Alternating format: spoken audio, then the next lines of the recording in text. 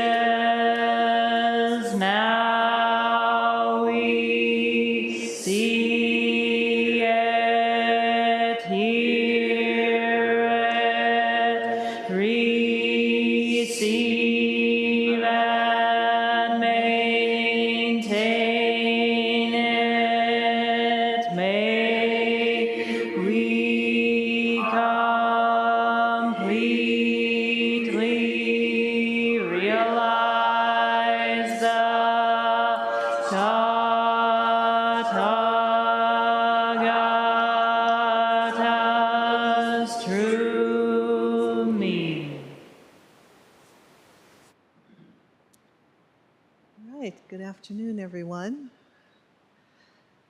Zendo seems so big today. I don't know what it is. It seems to be filled with all of this practice. It's just billowing out. Today we will take up the koan from the Mumonkan, case 30, Mind is Buddha. Koan. Dai once asked Basho, "What is Buddha?" And Basho answered, "Mind is Buddha." Mumon's commentary. If you can at once grasp it, you are wearing Buddha clothes, eating Buddha food, speaking Buddha words, and living Buddha life. You are a Buddha yourself. Though this may be so, Dai has misled a number of people and let them trust a scale with a stuck pointer. Don't you know that one who has to rinse out their mouth for 3 days if they have uttered the word Buddha? If they are a real Zen person, they will stop up their ears and rush away when they hear "Mind is Buddha." Mumon's poem. A fine day under the blue sky. Don't foolishly look here and there. If you still ask, "What is Buddha?" it is like pleading your innocence while clutching stolen goods.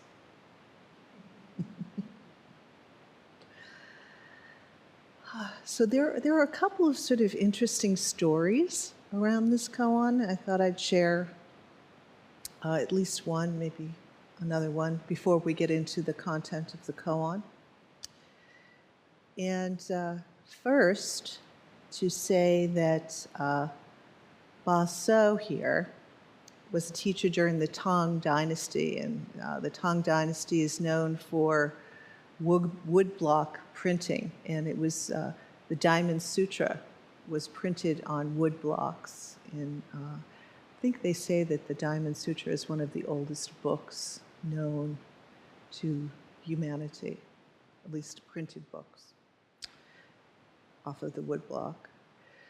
And then it was also a time of poetry, so lots of poetry happening. There was actually an Institute of Poetry established, and they went around, much like, the folks, the musicologists went around Appalachia collecting all of the songs and the music, and down south and so forth, all of the spirituals.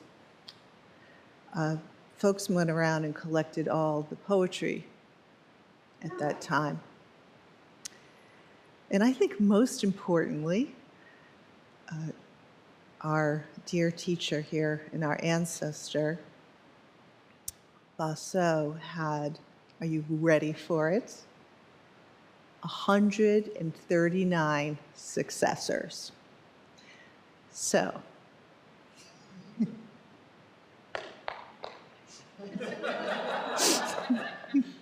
right? Let's get on with it, shall we?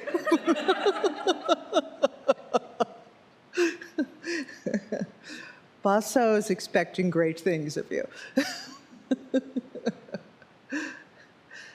So there's this really lovely story about Baso's encounter with his teacher. Apparently he was studying with one of Huineng's successors, and there was like just a gazillion people studying at the time in the monastery. And one of the senior monks pointed out to the abbot, you know, there's this one monk, man, he's in that zendo all the time, day and night, day and night. He's just sitting there. So the teacher decided to check in on him one night. And this is where we are in the story. One day, Master Nangaku asked Baso, this is when Baso was a student, Reverend Sir, what are you doing here? I am doing Zazen, answered Baso, much like we've been doing here for a number of days, right? Pretty much the main focus. And the teacher says, what do you expect to accomplish doing this Zazen? And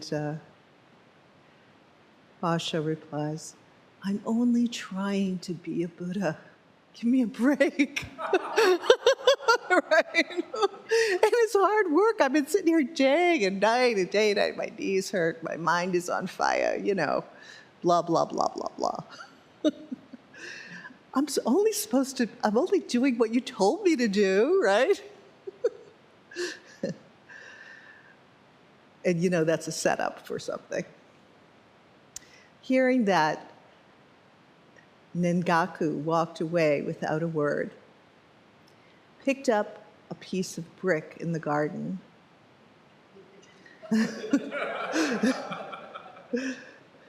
and started to polish it with a grinding stone in front of him.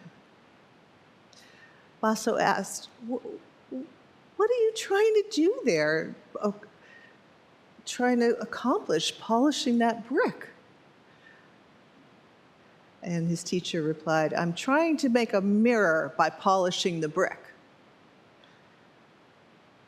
Baso said again, can a piece of brick be made into a mirror?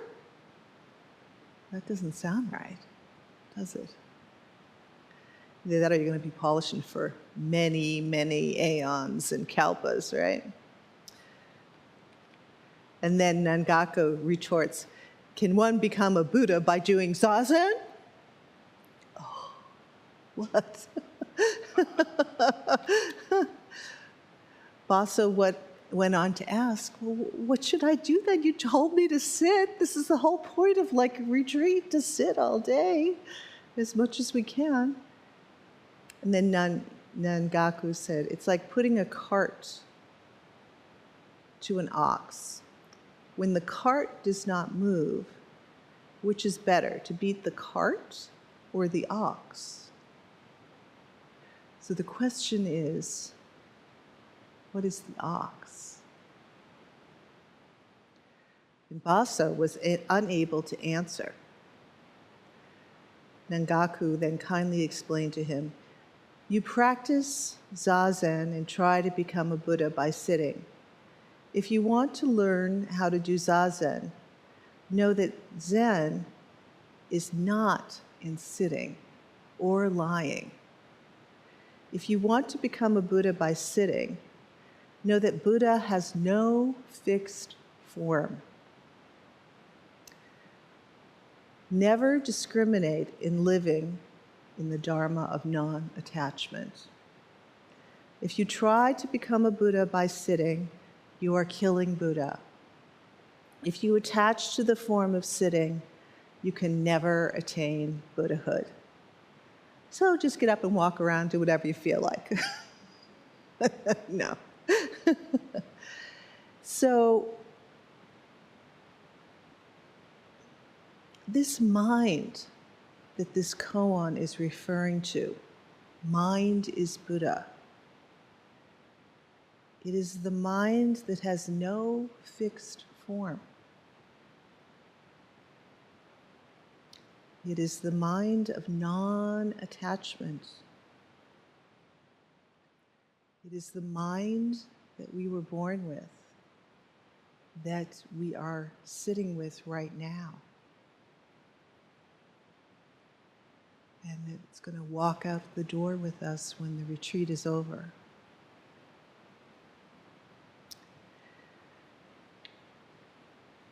So,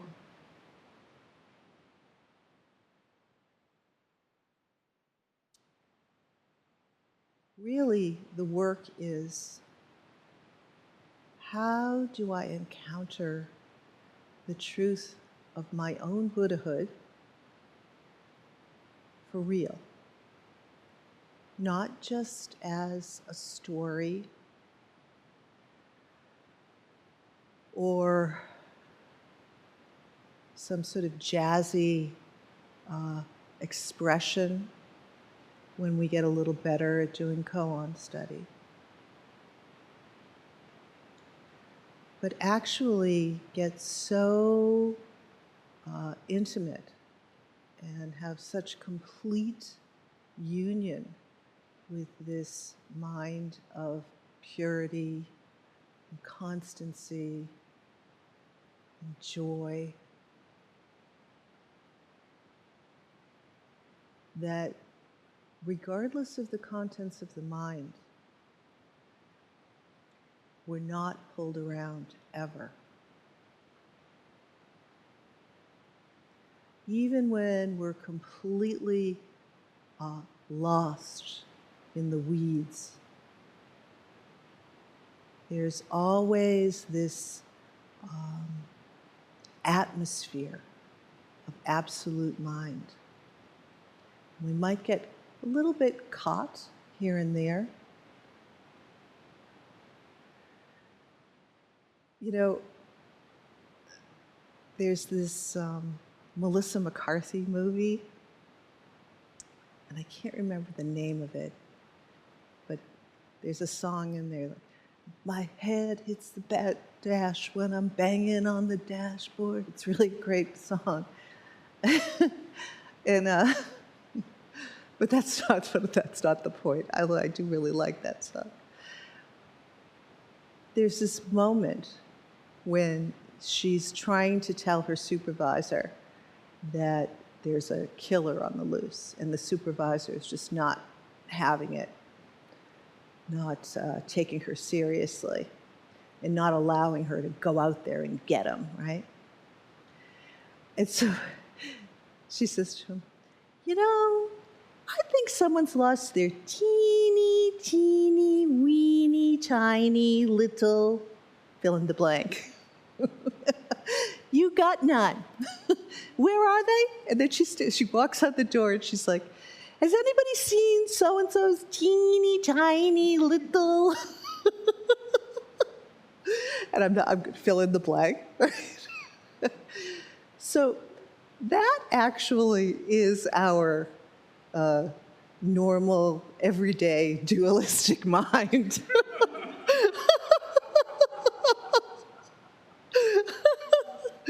So,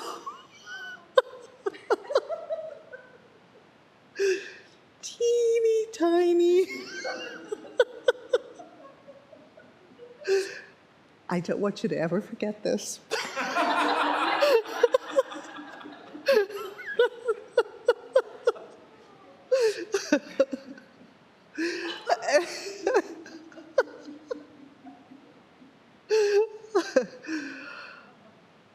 So when we're sitting, right, we get a chance to like totally get so familiar with this boundless mind of our Buddha nature, right? We actually get to see for ourselves the teeny tiny little mind.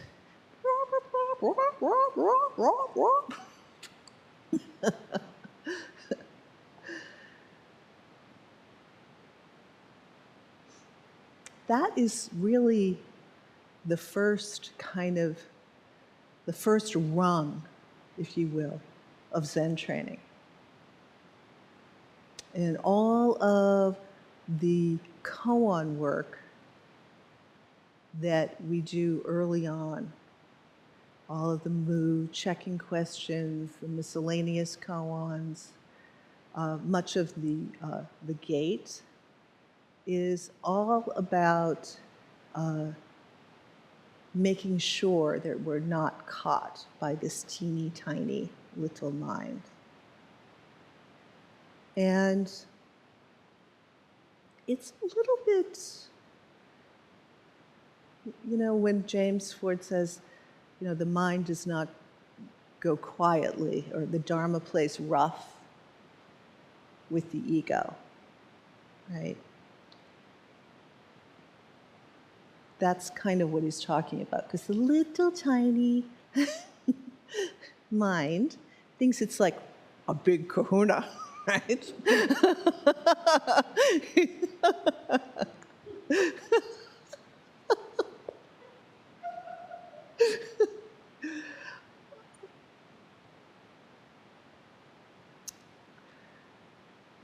When I'm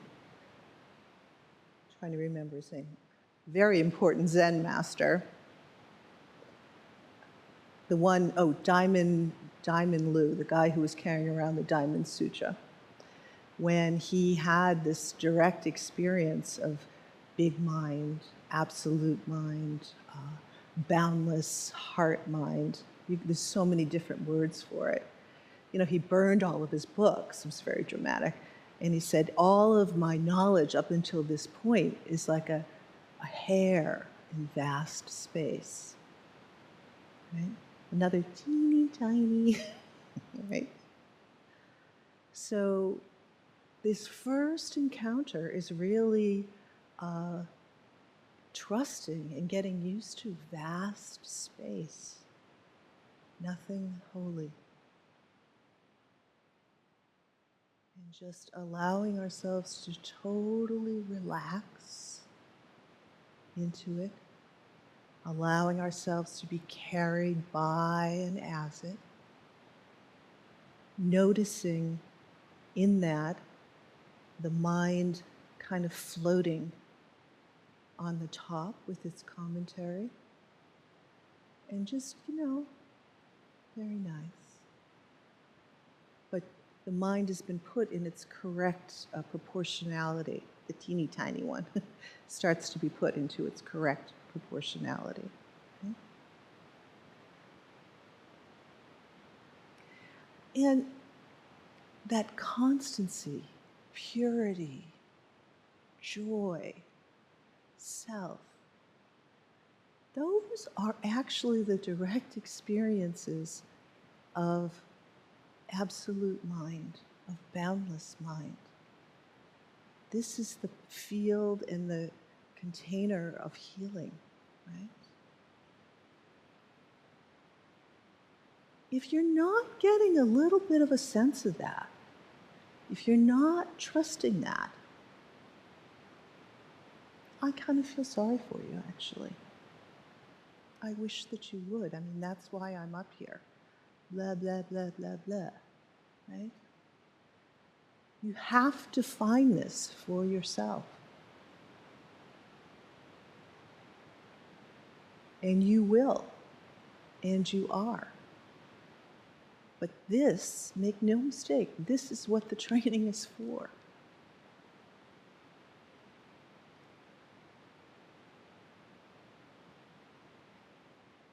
You just stay on the track. Follow the directions. right? Follow the directions. Mind in the hara, thought comes in, see it, acknowledge it, let it go, return to the hara.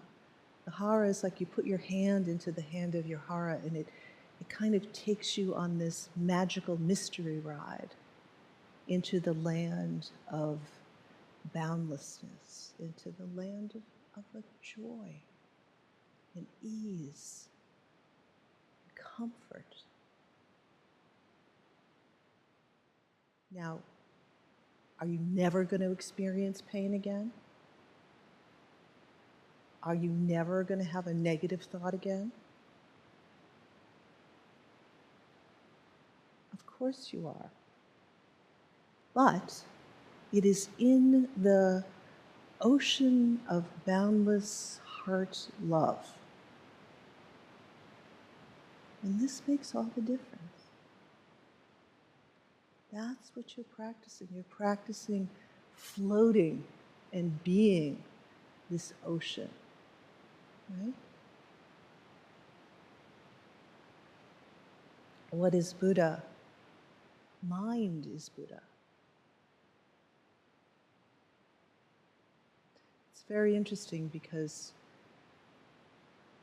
in Asian traditions, mind is always heart-mind, not separated from the experience of embodiment. So in the West, when we say mind, we tend to think of it as this sort of like abstracted thing, but it's not. It's completely embodied, right? It's an embodied experience. A fine day under the blue sky. Wonderful day in Toledo. Warm and somewhat balmy. Echoey sound of the airplane. Don't foolishly look here and there, right? Don't do that. So really look here and there is like just get totally yanked around by the narrative in your mind. Don't do that. See it, acknowledge it. In this last part, the letting go part, it is going to happen anyway, right? Let's get real. It is going to happen. Do you still remember the thought that you had like 3 minutes ago? No. So remember, thoughts are created. And once something comes into creation, it goes out of creation. What is it that doesn't come into creation? That's what we're practicing. That we are that which doesn't, is uncreated. The no self that Roshi was so eloquently talking about. Don't foolishly look here and there. Teeny tiny little looking. Don't do it. If you still ask, what is Buddha? It's like pleading your innocence while clutching stolen goods. Right? We already are it. We have, there's another translation of this that I'd like a little better. Unfortunately, I don't have it with me. It's like hiding your loot behind your back and saying, I don't have anything. I got nothing. Right? So what is stopping you from just totally acknowledging and just being at peace with your Buddhahood? Just being at peace, just resting. constancy, purity, self, joy. Those, by the way, are the translations from Dosho Port's 10-line kanon, kanzeon.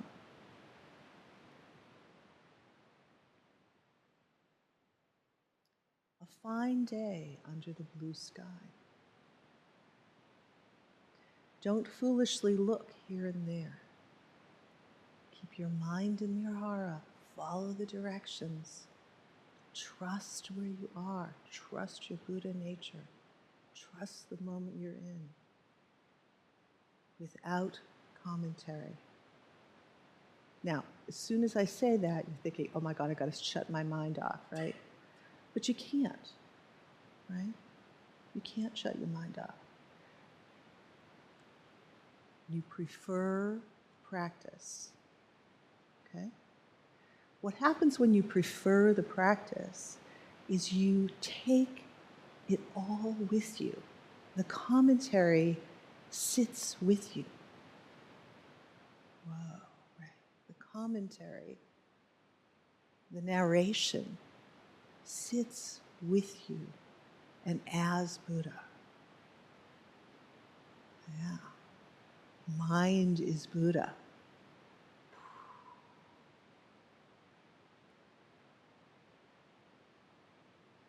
Can you do that? You don't even have to do it because you are doing it.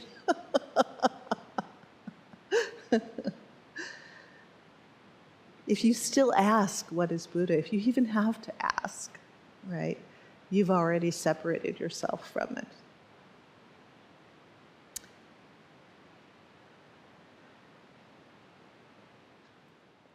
At the end of the meal chant, we end with these words. Abiding in this ephemeral world, like a lotus in muddy water, the mind is pure and goes beyond.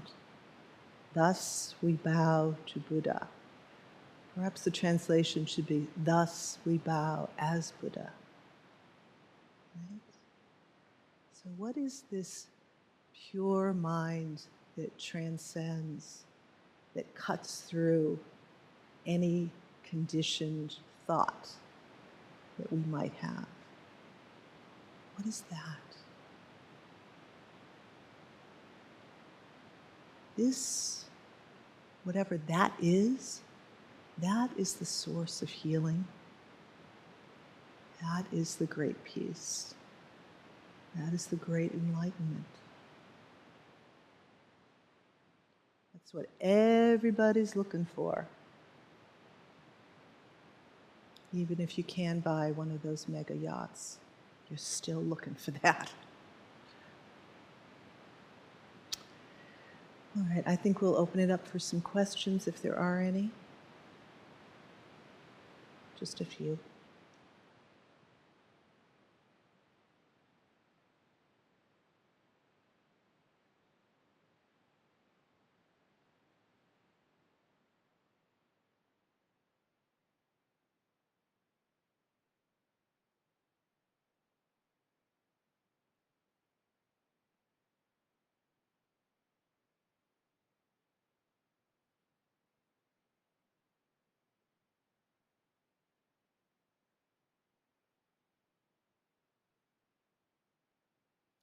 All right, well done.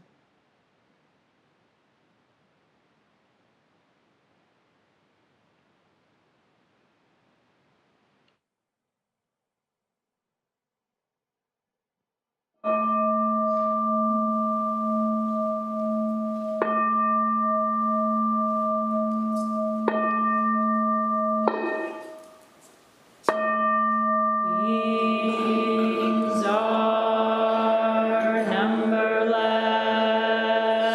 I vow to free them, delusion